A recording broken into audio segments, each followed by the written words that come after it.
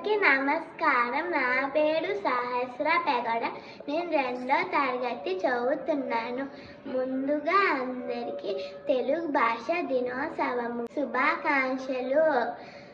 ఈరోజు అనగా ఆగస్టు 29వ తారీఖు తెలుగు భాష దినోత్సవముగా జరుపుకుంటున్నాం.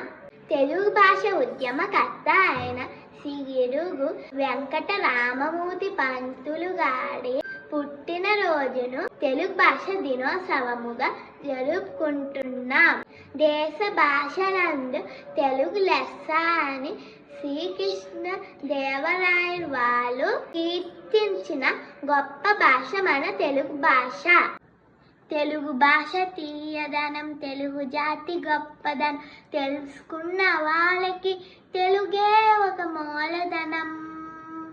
తల్లిదండ్రి నేర్పినట్టు మాతృభాషరా, తెలుగుని మర్చిపోతే వాళ్ళను మర్చినట్టురా, ఇది మరుబోకురా. నమస్కారం.